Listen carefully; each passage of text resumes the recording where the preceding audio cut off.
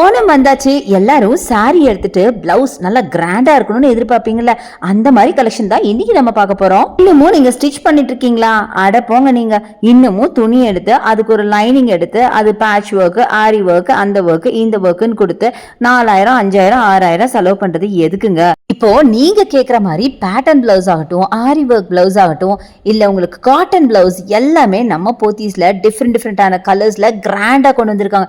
So இப்போ காட்டுறேன் பாத்தீங்கன்னா, இதெல்லாம் பார்ட்டி வேருங்க, செம்ம பிரிட்டி கலெக்ஷன் தெரியுமா?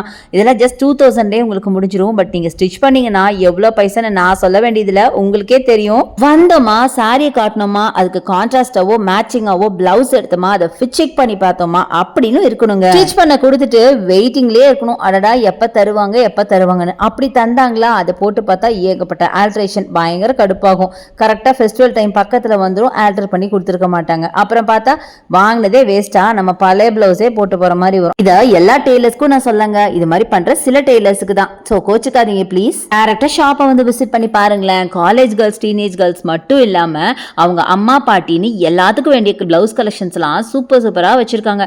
இப்போ நீங்க பாக்குறீங்கல்ல, இதெல்லாமே கலம்காரி காட்டன் பிளவுசஸ்ங்க. பெரியவங்களுக்கு ரொம்ப பிடிக்கும், கம்ஃபர்டபுளாவும் இருக்கும். இதுலயே பாத்தீங்கன்னா கொஞ்சம் பேட்டர்னும் வச்சிருக்காங்க. சோ இதெல்லாம் பாத்தீங்கன்னா உங்களுக்கு யங் கேர்ள்ஸ் கூட போடலாம். இது மாதிரி ஏகப்பட்ட கலெக்ஷன்ஸ் இருக்குங்க. சோ வந்தா வாங்காம போக மாட்டீங்க தெரியுமா?